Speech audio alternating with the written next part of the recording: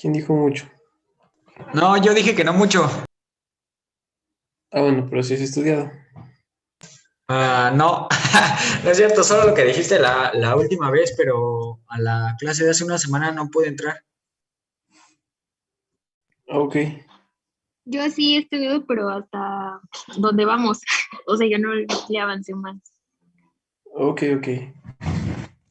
¿Quién dijo que hasta dónde vamos?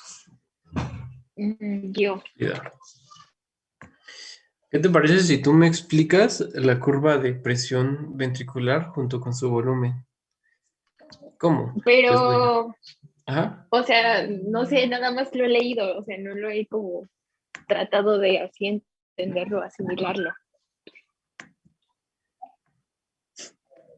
¿Cómo lo hacemos? Bueno, vamos a ir juntos. ¿Alguien recuerda cuánto dura la sístole y cuánto dura la diástole?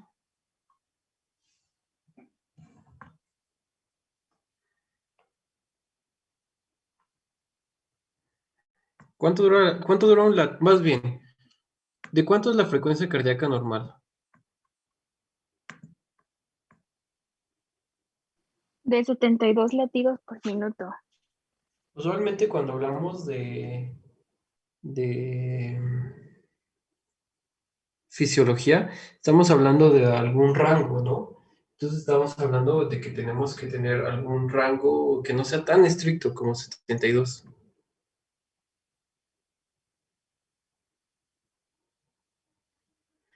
Sí sirven que dura punto 4 a punto 6, y bueno, 4.4 me imagino que la sístole y punto 6 la diástole. Pero bueno, la frecuencia cardíaca normal entonces ¿de cuánto es?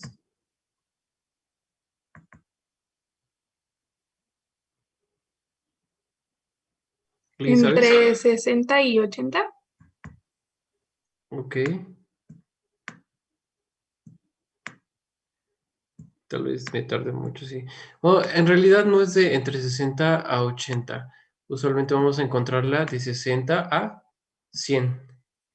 Y va a estar compuesta por un periodo que se le conoce como sístole y otro que es más largo y que es diástole. Decía Irving que la sístole dura punto 4 y la diástole punto 6, eso es correcto. Estamos hablando que en porcentaje, obviamente este va a ser como un 40%. ¿Se puede retrasar esto? Creo que no. Bueno, entonces este va a ser 60% y la sístole va a ser alrededor de 40%. Ahora, ¿qué pasa aquí? Lili, ¿por qué no me recuerdas este, respecto a la curva de presión auricular? ¿Qué sucede en cada una de estas curvas? Primero, ¿cómo se llama? Bueno, aquí ya tienen los nombres. ¿Qué sucede en la curva A? Recuérdame. Pues me parece que primero va a comenzar con el cierre de la válvula auriculoventricular. Mm, Mm, y bueno, ya para que este contenido pueda pasar a través de la válvula aórtica y para que pues se pueda inyectar, duda. pero se pueda salir. Ajá. ¿Sabes? O sea, se puede marcar aquí. ¿Tú puedes marcar en la pantalla? Mm, creo, a ver, déjame ver. Ahora intentarlo.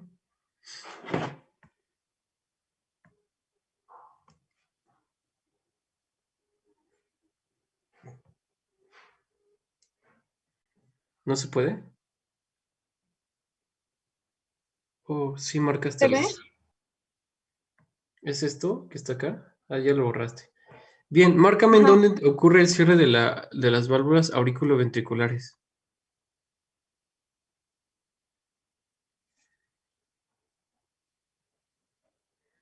Ok, entonces la curva A de presión auricular, ¿a qué correspondería?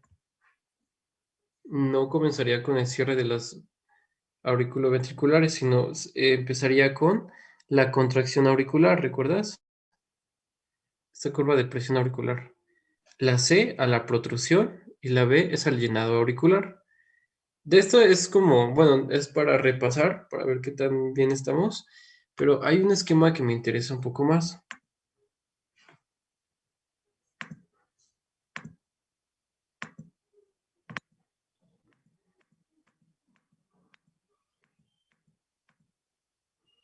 Es este, pero creo que vamos a ver primero esto.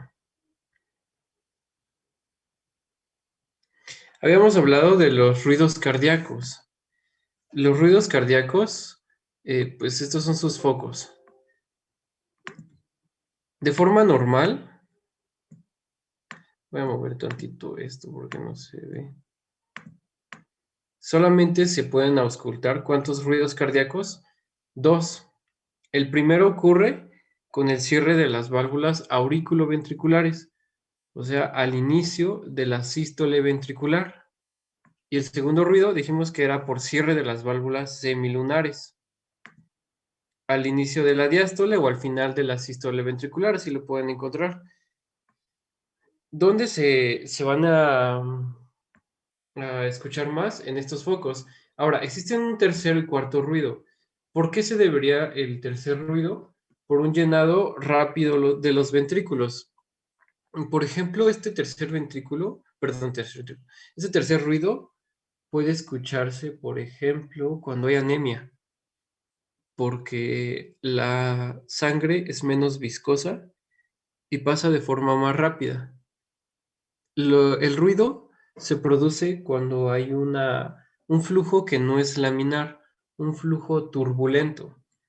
De hecho, los ruidos cardíacos se les conoce así, pero pueden encontrarlo también como murmullos. Los murmullos también lo pueden encontrar en todo el sistema vascular. Se puede escuchar, por ejemplo, cuando hay comunicación auriculoventricular o cuando hay persistencia del conducto arterioso. Usualmente cuando se trata del sistema cardiovascular, o sea, más vascular, hablamos de murmullos y de que cuando hablamos del corazón, hablamos de ruidos cardíacos. Entonces, este tercer ruido en realidad no es tan normal, no siempre lo vamos a escuchar, pero puede ocurrir, ¿no? El cuarto ruido, ese sí ya es patológico. ¿Por qué ocurre el cuarto ruido? También ocurre durante la diástole, pero este cuarto ruido lo que tiene es que se debe a que está golpeando muy fuerte la sangre del ventrículo y que este es muy rígido. Entonces, en casos donde hay fibrosis o cuando hay hipertrofia ventricular, podemos encontrar un, un ventrículo que es más rígido de lo normal y por lo tanto la sangre choca más y hay un flujo que es de manera turbulenta. Los focos, ya les había mencionado, obviamente los focos van a ser más fuertes en donde ocurre estos eventos. Por ejemplo, si es el cierre de las válvulas auriculoventriculares, quiere decir que son en el foco tricuspidio y el foco mitral. Estos dos los vamos a encontrar ¿en dónde? Ya me habían comentado, bueno, incluso aquí lo dice, en el apéndice sifoides, en el borde parasternal izquierdo. En este lugar hay más contacto con el ventrículo derecho. Y ahora el foco mitral es el que vemos acá, está más desplazado hacia la izquierda. Este se encuentra en el quinto espacio intercostal en la línea medio clavicular. Si estuviera aquí la clavícula, veríamos que pasa justamente en este límite anatómico, ¿vale? Ahora, este ruido, los ruidos de las válvulas auriculoventriculares, como es de la aurícula al ventrículo, y ambos tienen como suficiente espacio, no hay mucha presión, no hay una fuerza muy grande de su cierre. Por lo tanto, este ruido es un poquito más lento, pero también es más suave. Es como un poquito más prolongado. Y en cambio, lo que escuchamos en el foco aórtico y pulmonar se debe a un cierre más súbito, más seco, porque estamos hablando de una presión mayor, que hablamos, por ejemplo, de la presión que ejerce la columna de sangre a través de la aorta. Este cierre es más rápido, más seco y por lo tanto dura menos y va a ser más fuerte, ¿vale? El foco accesorio, bueno, lo van a encontrar, se encuentra debajo del foco pulmonar, usualmente en el tercer espacio intercostal en la línea paraesternal del lado izquierdo, ¿vale? Ahora, estas son las anomalías que les había dicho que faltaban en la clase pasada. De los soplos pueden ocurrir por varias causas. Incluso por sí misma, la anemia puede dar un soplo por las características del flujo más rápido que tiene por la disminución de la viscosidad. Pero vamos a ver que dependiendo de en qué momento encontremos el soplo y el lugar donde se escuche más fuerte, es como vamos a deducir lo que pase con esta válvula. Usualmente, dos tipos de anomalías pueden ocurrir con una válvula. Uno, que no cierre bien, y otro, que no abra bien, ¿vale? Si no cierra bien, estamos hablando de una insuficiencia valvular. Y si no abre bien, quiere decir que su lumen, su luz, está estrecha, o sea que está estenosada, ¿vale? Ahora mira, la válvula aórtica o pulmonar, que son estos focos que habíamos visto, vamos a ver durante la sístole cómo se encuentra, o sea, estamos hablando de la sístole ventricular. Durante la sístole, ¿cómo se encuentra esta válvula, la aórtica o pulmonar? ¿Alguien puede contestar?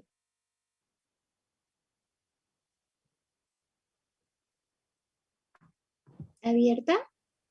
Está abierta porque el ventrículo está eyectando la sangre, ¿no? A través de estas válvulas. Como está eyectando la sangre, es necesario que éste esté abierta.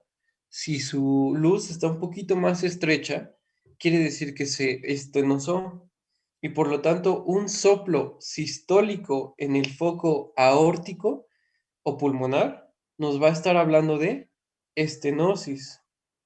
Caso contrario que si lo encontramos durante la diástole, porque durante la diástole estas válvulas se encuentran cerradas. Y si encontramos un soplo en este momento, quiere decir que hay una insuficiencia o una regurgitación, o sea, la sangre se está regresando tantito y por eso da este flujo turbulento. Entonces, el momento de soplo diastólico va a ser por una insuficiencia. Y ahora, por suerte, todo es contrario, hablando de las válvulas auriculoventriculares. Si vemos que el momento del soplo es sistólico, en este caso nos hablaba de estenosis, ahora nos habla de insuficiencia, porque durante la sístole, la válvula auriculoventricular, este, generalmente pues está cerrada, o más bien tiene que estar cerrada. Ahora, si es contrario, durante el momento de la diástole, el soplo se va a deber a un estrechamiento de la luz, la estenosis de alguna de estas válvulas. ¿Ustedes qué tipo de válvula creen que sufra más? Como qué situaciones podrían hacer que se haya algún soplo? ¿Ustedes qué creen? Que hayan escuchado porque hayan soplos por estenosis o por insuficiencia.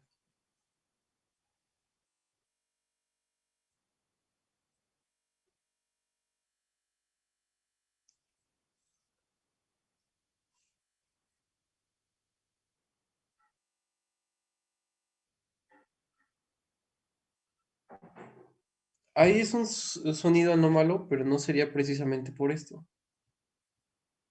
Por ejemplo, ustedes escuchado lo de... Están en segundo, ¿no? Obvio, están en segundo. Llevan eco. Y hay una bacteria que causa endocarditis. Que de hecho la endocarditis bacteriana está causada por demasiadas bacterias, pero hay una muy en específico, que es el estreptococo, ¿no? Y esto puede provocar soplos. Y fíjense que los soplos se dan más cuando son válvulas no nativas, es decir, válvulas protésicas.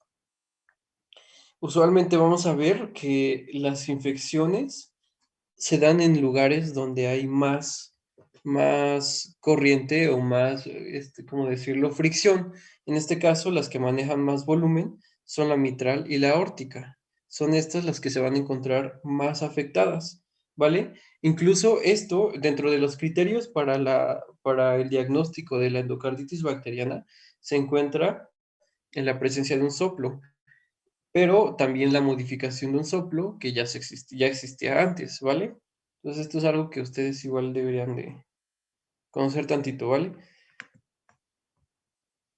Ahora, este diagrama, a propósito lo puse de esta forma, que no tenga nombres, porque quiero que ustedes me ayuden a analizarlo, ¿no?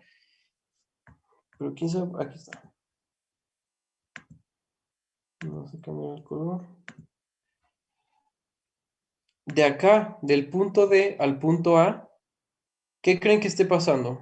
Que me diga, según la gráfica, que aumenta, que disminuye, ¿qué está pasando?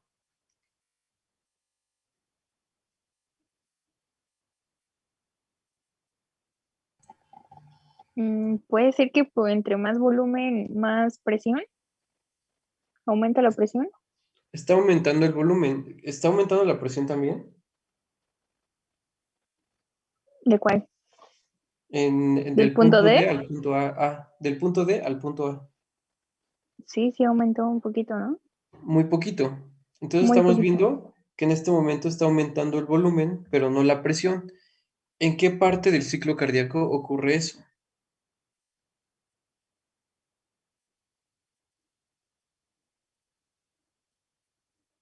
¿En la diástole o en la sístole?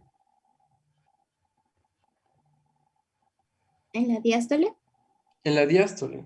Entonces estamos viendo aquí de un inicio. Estamos viendo desde cómo se va a modificar el volumen. No le hagan caso a las cifras que tiene aquí porque tal vez, bueno, veo que están un poco incorrectas. ¿De cuánto es el volumen al final de la diástole? O sea, de llenado hasta acá. 120 mililitros. 110 o 120, ¿no? Este volumen corresponde al volumen telediastólico. O sea que durante esta fase se empezó a llenar el ventrículo. Esta cantidad de volumen, nosotros podemos traducirla a que es la precarga. O sea, la volemia es dependiente de ella, ¿no? Y por lo tanto, la cantidad de volumen va a ser proporcional a esta también, con el que se llena. Ahora, cuando vemos acá, ¿qué pasa? Aumenta la presión, pero no aumenta el volumen. ¿Le suena eso?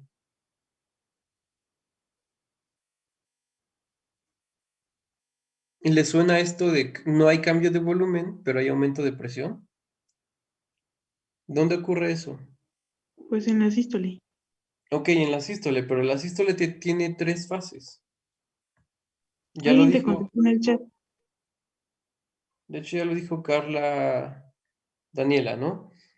Durante esta fase es la contracción isovolumétrica, lo que quiere decir que se está contrayendo el ventrículo, pero no está siendo modificado el volumen.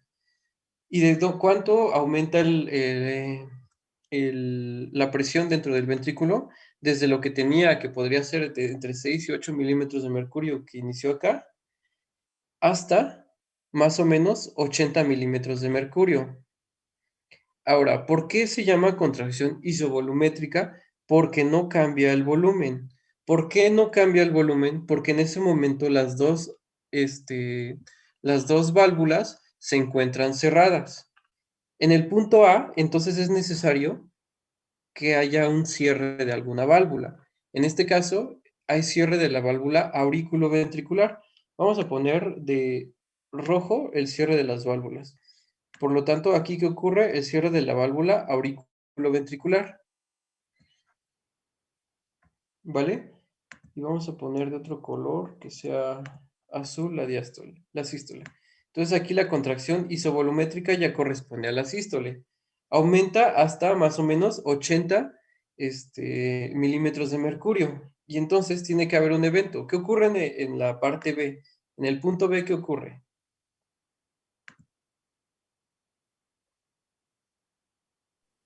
Se va a abrir la válvula aórtica, ¿no?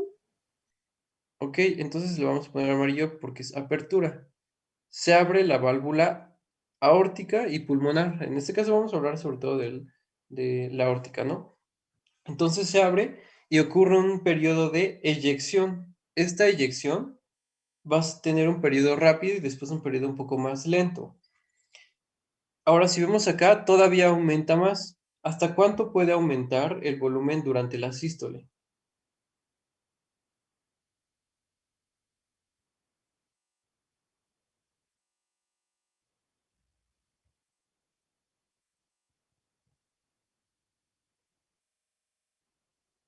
¿Alguien sabe? De hecho, cuando tomas la presión, ese es el volumen sistólico. Más o menos hasta 120, ¿no? Cuando empieza entonces a contraerse el ventrículo, durante la contracción isovolumétrica no cambia el volumen. Una vez que se abren las válvulas semilunares, o en este caso aórticas, va a expulsar la sangre y va a seguir aumentando porque hay todavía presión y hay todavía volumen. Pero vamos a ver que el volumen empieza a disminuir, y si empieza a disminuir, va a llegar a un punto en el que ya no sea suficiente este volumen para aumentar la presión y que se mantengan abiertas estas válvulas. Por lo tanto, y por lógica, ¿qué ocurre en el punto C?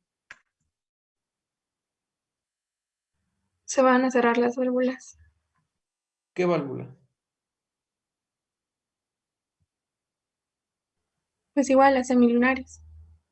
Ok, las semilunares o aórtica, ¿no? Entonces aquí hay cierre de la válvula aórtica. ¿Y qué ocurre? ¿Cómo se llama este proceso donde no está cambiando el volumen, pero sí disminuye la presión? Relajación isovolumétrica, ¿no? ¿Esta relajación isovolumétrica ocurre durante la sístole o durante la diástole?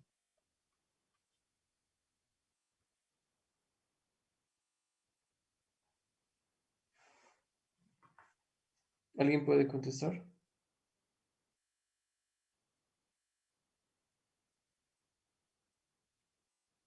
Durante la diástole, ¿no? Así es. Entonces, si vemos acá, lo pintamos también este de verde, este corresponde, todo esto corresponde a la diástole. Y en el punto D, ¿qué ocurre? ¿Alguien diferente a Lili?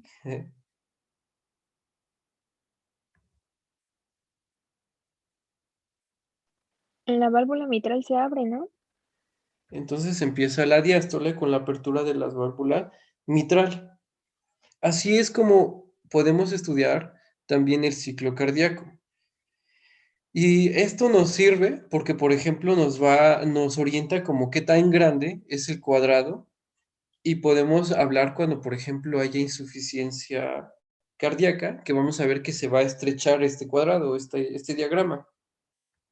¿Quedan claros los fenómenos valvulares? Si se dan cuenta, es muy obvio. En el A, bueno, de acá, que se mantiene abierta esta, empieza a haber un llenado, y este llenado culmina cuando empieza la sístole.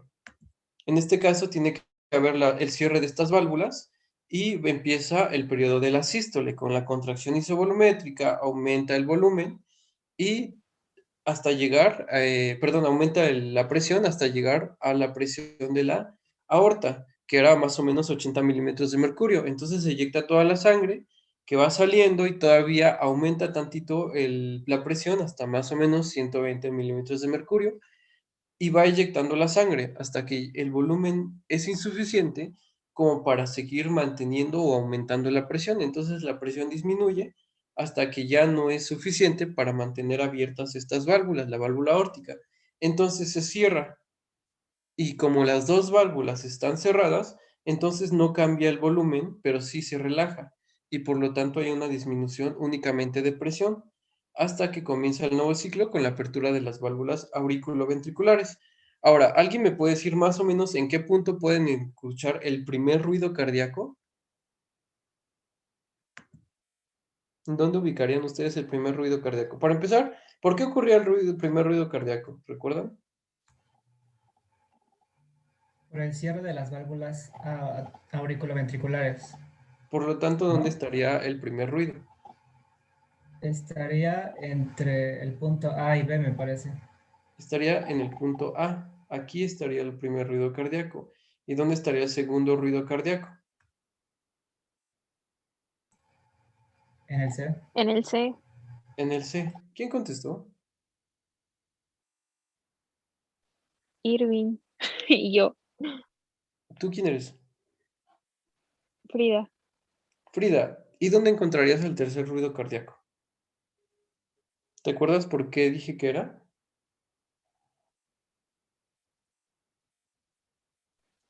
¿Es el ruido ese que puede aparecer y no puede aparecer? Ajá.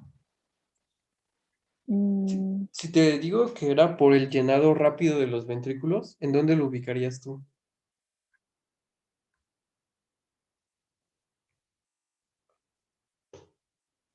Porque Carla ya lo puso en el llenado rápido ventricular. Si es en el llenado rápido ventricular, Sería Carla, entonces ¿en dónde lo ubicarías? en el punto D, ¿no? Bueno, ahí comienza el llenado. Podríamos decir que estaría entre el D y el A, por acá. Y el cuarto ruido lo podremos encontrar en toda esta parte, pero sobre todo antes de que culmine el llenado, porque es por rigidez del ventrículo. ¿Vale?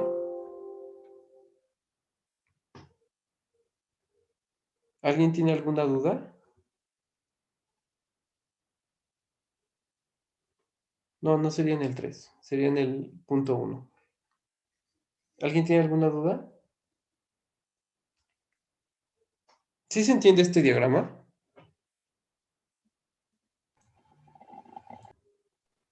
Sí, ¿Alguien? con colores. Sí se entiende. Sí, de hecho este sí quiero que lo tengan muy presente. Ahora, pregunta para todos. ¿Cuánto es el volumen sistólico? ¿Y a cuánto me voy a referir? O sea, el volumen que hay... Ay, se pierde el cursor. Que hay desde acá hasta acá. ¿De cuánto corresponde ese volumen?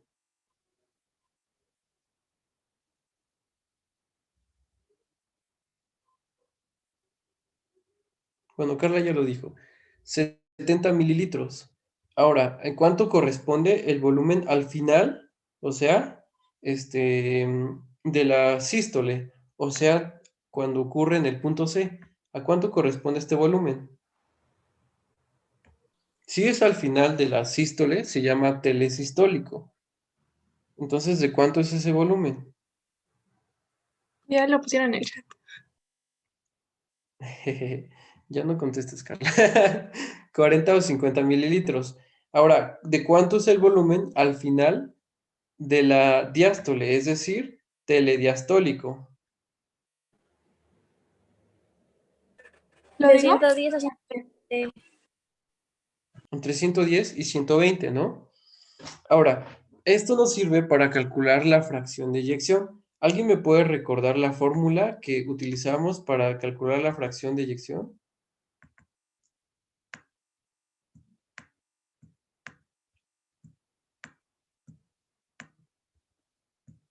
¿Cuál es la fórmula? ¿Alguien sabe?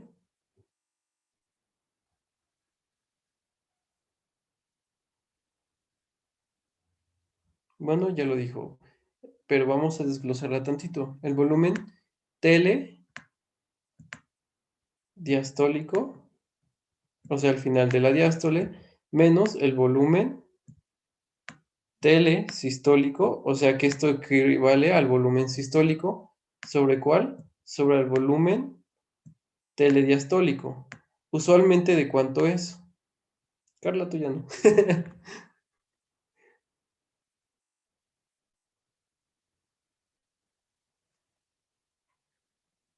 Corresponde al 60%, ¿no? Ok, corresponde más o menos al 60%. Ahora, ustedes van a escuchar que cuando es menos del 50%, o sea, del punto 5, ya estamos hablando de insuficiencia cardíaca, ¿vale? Ahora vamos a ver que aquí hay ciertas modificaciones siempre de forma fisiológica con las personas que hacen mucho ejercicio, en las cuales se pueden modificar estos volúmenes, tanto la frecuencia cardíaca como el volumen. Por ejemplo, estas personas pueden tener cifras de presión menores, al grado de que tengan menos de 100, 120, 180, y pueda ser considerado normal. ¿Por qué? Porque están sometidas a estrés o a esfuerzo físico que sea bastante grande y que finalmente les provoque una adaptación fisiológica y por lo cual tengan estas modificaciones. Entonces, no se asusten siempre que encuentren pacientes con hipotensión o con disminución de la frecuencia cardíaca, pero que no tengan síntomas y ellos refieran que suelen hacer mucho ejercicio o que tengan actividades bastante extenuantes. Ahora, eso, todo lo que vimos acá, es respecto a la función de bomba del corazón.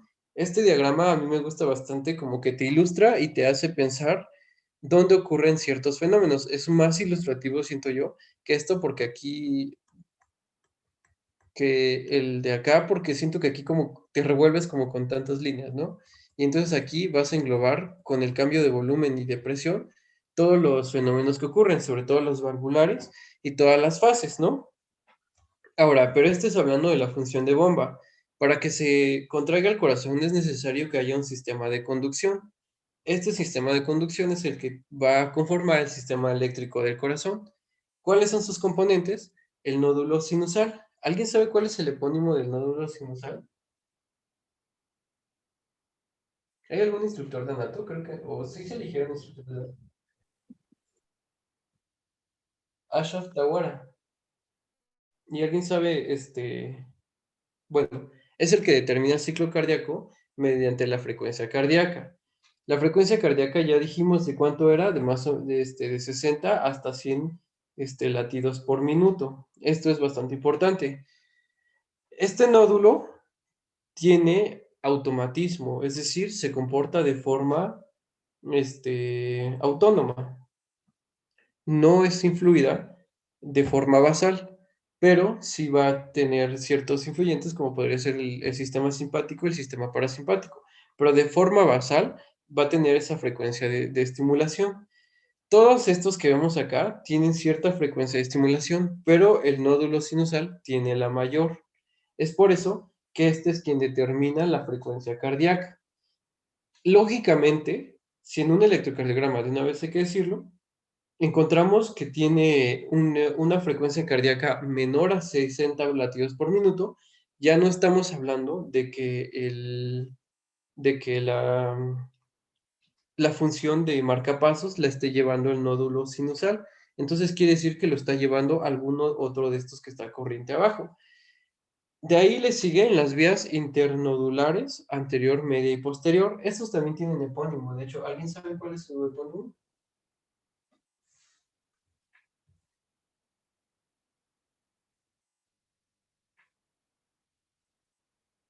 ¿Alguien sabe? De hecho, aquí también faltaría escribir una, una vía interauricular que va de la aurícula derecha ahora a la aurícula izquierda. Irving ya contestó una, que es la de Bachmann. ¿Cuál es la otra? ¿Cuáles son las otras dos? La de Torel es una, Torel es otra. ¿Cuál es la otra? Wenchbach, algo así. Weckenbach. Ajá. Weckenbach, Bachmann y Torel. Esas son las tres vías internodulares, anterior, media y posterior. Existe una vía que comunica a la aurícula derecha con la aurícula izquierda, porque obviamente el nódulo se encuentra en la aurícula derecha. Esta vía se conoce como vía interauricular anterior, ¿vale? Esta sí no la anoté, pero pues no se les vaya a olvidar. Seguido de estas vías internodulares van a comunicarle con el nódulo auriculoventricular. Y el nódulo auriculoventricular está compuesto por estos componentes: fibras transicionales, el nódulo como tal, una porción penetrante y una porción distal, aunque estas dos se podrían considerar de igual, ¿no? Y finalmente llegan las fibras de Purkinje. Aquí son todas. Vemos a cómo el nódulo sinusal o sinoauricular se encuentra en donde llega la desembocadura de la vena cava superior, ¿vale? De acá están estas tres vías, la de Bachmann, Weckenbach y Thorel. Ahora, esta es la que les comentaba, que de hecho ni está el nombre, es la vía interauricular anterior, ¿vale? Cuando llega acá, tienen unas fibras de transición y que llegan finalmente al nódulo auriculoventricular. ¿Y en dónde se encuentra? En la parte posterolateral de la aurícula. Aquí, antes de llegar al anillo fibroso que está detrás de la válvula auriculoventricular, de la válvula mitral. De aquí va a tener una porción penetrante y una porción distal. ¿Qué función tiene el nódulo auriculoventricular? Si este determina la frecuencia cardíaca, ¿qué hace? ¿Cuál es su papel dentro del sistema eléctrico?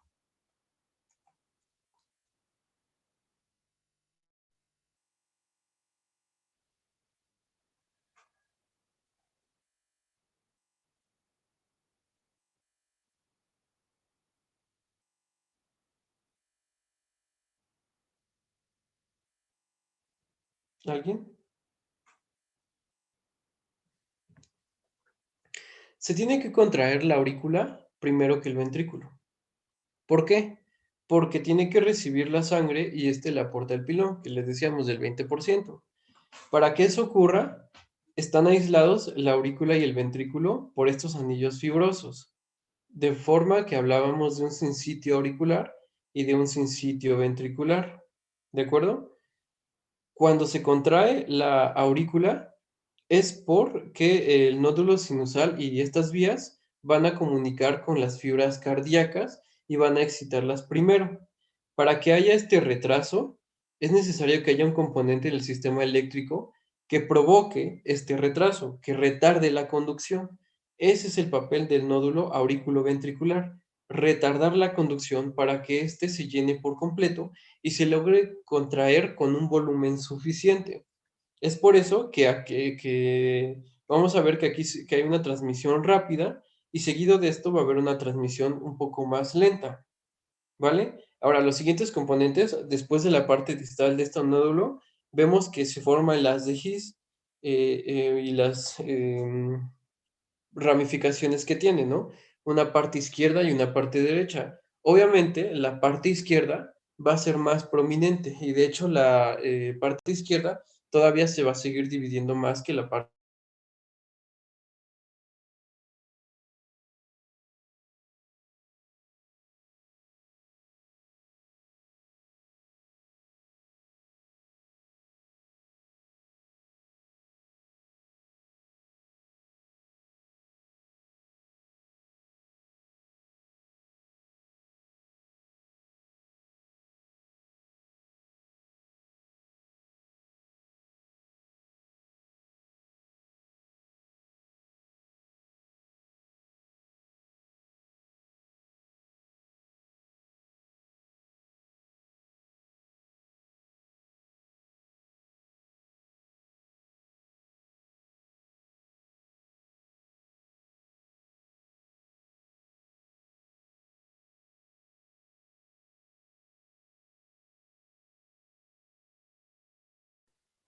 Por cierto, ayer el examen, al menos mi versión estaba bastante fácil, ¿eh?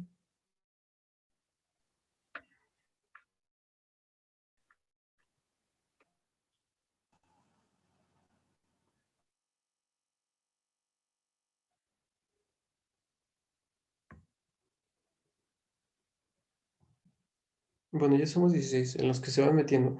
¿Tienen dudas respecto al sistema de conducción? Yo tengo una duda. Habías dicho que el nódulo sinauricular o sinusal es el que, ay, se me olvidó. ¿Cómo dijeron que era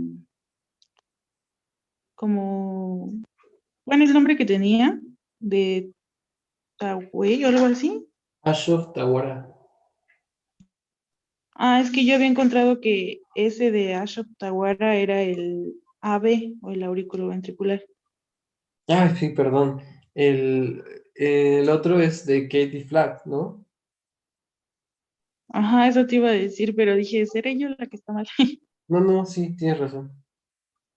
Ahora, respecto al nódulo sinusal, ahí es donde se encuentran las células con mayor este, automatismo, pero no son las que tienen la velocidad de conducción más rápida.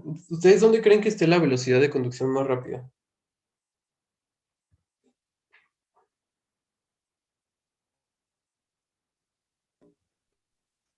En el aquí. ¿Dónde?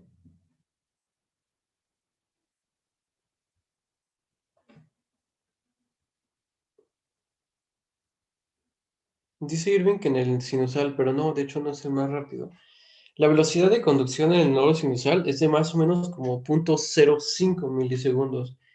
Y, la parte más rápida va a ser la que necesite una mayor velocidad de propagación, porque tiene mayor masa, es decir, entonces se tiene que encontrar aquí en los ventrículos y corresponde al sistema de Purkinje, ni siquiera el haz de His, que viene acá, sino a estas ramitas tienen una mayor velocidad de conducción, porque si se dan cuenta, de hecho son más grandes.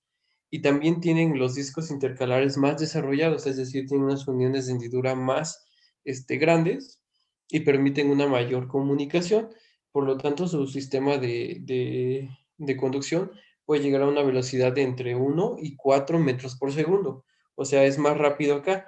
¿Cuál es la diferencia que encuentran ustedes entre el ventrículo derecho y el ventrículo izquierdo? El ventrículo izquierdo es un poco más grueso en cantidad de músculo, ¿no? Por la misma fuerza que se emplea al bombear sangre. Pues sí, de hecho. Es por eso que no solamente, de hecho eso determina también la dirección de la contracción, o sea, de la dirección de la despolarización, porque al tener mayor masa, va a ser la última zona en la que se va a despolarizar todo el corazón. ¿Estamos de acuerdo? Eso de una vez hay que considerarlo para, en cuanto al electrocardiograma. Ahora, esto es el nódulo AB. Y este es como tal toda el resumen de la velocidad. Si vemos acá, desde un estímulo inicial, hay un retraso entre el nódulo sinoauricular y el AB, pero este retraso es bastante pequeño, ¿vale? Ahora en la aurícula ventricular, en el nódulo, vamos a ver que se retrasa aún más, entre 0.03 más 0.12 más 0.3 aquí, que da un total de 0.16, de forma que cuando llega acá ya tiene un retraso adicional de 0.16 segundos. Y ese lo tenemos que sumar con el retraso que ya viene acá, que es de más o menos 0.03, ¿vale? Cuando llega acá ya es de 0.16, ¿vale? Y acá, si vemos acá, va a tardar más de este lado que de este lado. La diferencia es mínima. Aquí es de 0.22 y aquí 0.21. Pero aquí es obviamente porque hay una mayor hipertrofia de la masa ventricular.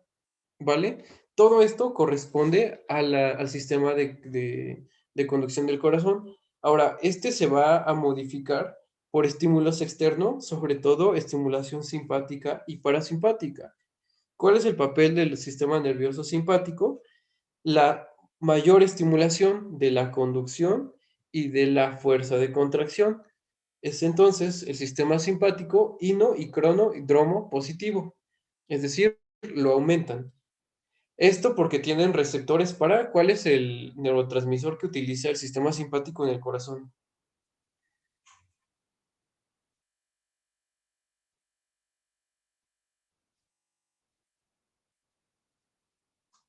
¿Cómo? Respondan.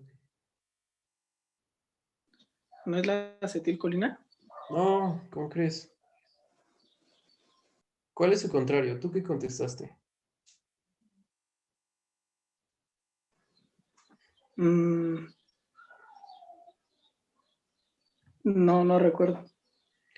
Recuerda que a veces cuando no es acetilcolinas, digo, cuando su contrario de acetilcolina es la noradrenalina. Eso hablando del sistema autónomo. Entonces aquí es noradrenalina. Tiene receptores acá, beta o B1, ¿vale? Bueno, beta 1. Y estos provocan un aumento en la conducción de sodio y calcio, que eran los que determinaban la excitación de las fibras musculares. ¿Sale? Ahora, el sistema parasimpático, tiene inervación por el nervio vagal, el nervio vago. Utiliza ¿qué neurotransmisor? Ahora sí, la acetilcolina. Tiene otro tipo de receptores, podemos encontrar desde M5.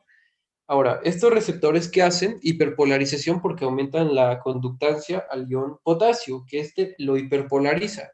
Entonces se vuelve menos excitable. Pero vamos a ver que que las aurículas, tienen mayor influencia para el sistema parasimpático que los ventrículos. Y esto nos ayuda, ¿por qué? Porque a veces un reflejo vagal puede hacer que el nódulo sinoauricular de hecho se pare y de que de hecho se pueda parar todo esto. Y eso llegaría a ser peligroso. De hecho, nosotros podemos hacer una estimulación de reflejo vagal con la estimulación de los vasoreceptores carotídeos, ¿saben? Pueden hacer que una persona se desmaye haciendo eso, presionando pues varoreceptores que se encuentran en esta parte, porque va a mandar a través de los nervios estos hasta se me olvidan sus nombres. Bueno, es un reflejo vagal. Va a detener la conducción del nodo sinoauricular y todo acá. Y entonces, si se detiene todo esto, es necesario que acá empiece a contraerse, porque pues no se puede morir la persona. Entonces aquí, por acá va a haber otro marcapasos que tome las riendas, ¿no? Y entonces, esto se llama escape ventricular, pero también va a dar pie a un síndrome, que este síndrome se debe a que como se retrasó, hubo un momento en el que no se estuvo bombeando el corazón y pues el cerebro es bastante lábil en cuanto a la irrigación y la hipoxia. Por lo tanto, la persona rápidamente va a tener lipotimia, o sea, se va a desmayar, y se llama síndrome de Stock-Adams. La vez pasada recuerdo que no sabía, no recordaba el nombre, ahora sí lo busqué, y Stock-Adams se refiere al desvanecimiento, a la lipotimia que ocurre por un escape ventricular debido a un bloqueo a nivel del nódulo sinoauricular con el resto del sistema de conducción. Ahora, de forma normal tiene que ser el nódulo sinoauricular, pero puede que hayan zonas de mayor excitación. A veces se excitan las células cardíacas porque se lastiman, es decir, cicatrizan y se vuelven más sensibles a la excitación y por lo tanto pueden haber marcapasos ectópicos. Obviamente esto no es normal y pueden llevar a problemas. También es posible que hayan bloqueos a este nivel, de modo que el nódulo sinoauricular no pueda enviar su impulso al ventrículo. Y cuando veamos electrocardiograma, vamos a ver que hay grados de bloqueo, desde un bloqueo incompleto hasta un bloqueo en el cual las aurículas se contraigan por su parte y los ventrículos lo hagan por su parte. Entonces haya una disociación en la contracción auriculoventricular. Respecto al sistema de conducción, ¿tienen dudas?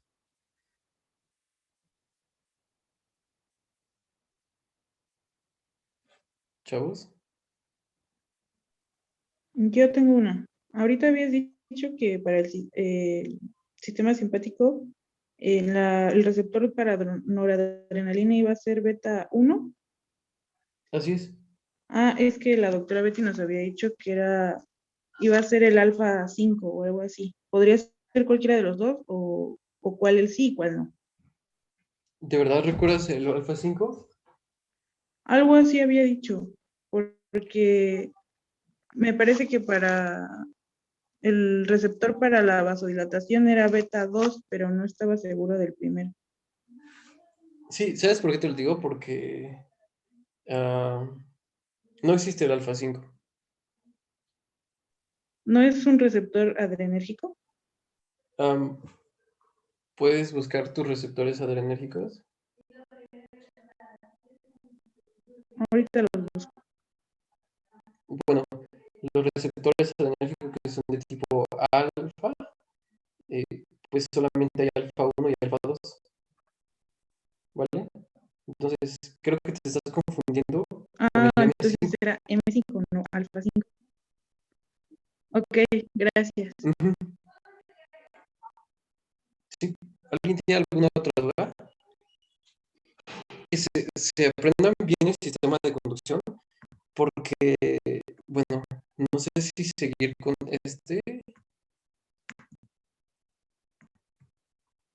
con el electrocardiograma, porque primero tenemos que ver como principios generales de esto.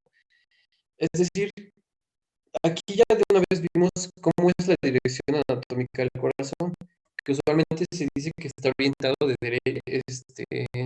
atrás para adelante, ¿no? Entonces, de una vez vamos a ver que la dirección de la excitación, para empezar de acá a acá, es así. Tiene esta dirección.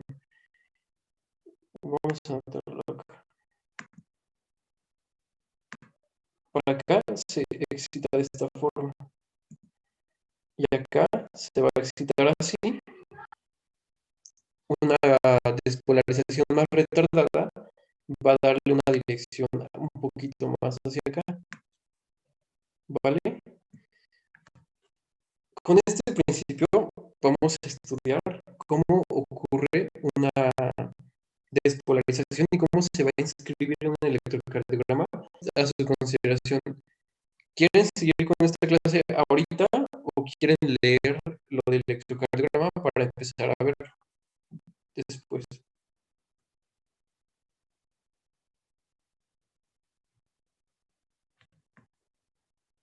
Así, sin miedo. Porque si quisiera que esto les quedara así muy claro, muy, muy claro. Yo creo que mejor leer, ¿no? Para que lo entendamos bien. Ok. Bueno, llevan 3 que dicen leer. 4. Bueno, de entrada les voy a pedir esto. El electrocardiograma está con el plano frontal y aquí es el primer tema que quiero que vean bien, que analicen, que estudien en lo que se le conoce como triángulo de Einthoven y el sistema hexaxial de Boyle. Ahora, las derivaciones bipolares están las estándar. Ahora, ¿qué quiero que se aprendan de las frontales? ¿Cómo va a estar la dirección del electrocardiograma en cada uno de ellos? Y de las derivaciones del plano horizontal, quiero que se aprendan específicamente, vamos a ver en la siguiente clase, las derivaciones bipolares o de Einthoven se colocan pues formando pues dipolos a partir de tierra, pies y brazos para formar este triángulo. Las derivaciones aumentadas no tienen tierra. Lo que es más difícil de aprenderse a veces son las derivaciones del plano horizontal, desde B1 hasta B6. Después vamos a ver que realmente es sencillo, que se lo van a memorizar muy rápidamente. Corto espacio ¿Cómo es que se me olvidó esta línea? ¿Alguien recuerda?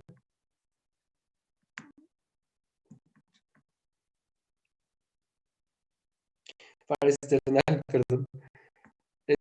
Cuarto espacio intercostal, línea para external derecha, cuarto espacio intercostal, línea para external izquierda, quinto angular, B3 entre B4 y B3 y B2, perdón, B5 en el quinto espacio intercostal, línea axilar anterior, y el otro en el quinto espacio intercostal, línea axilar media, ¿vale? Entonces, ¿qué quiero?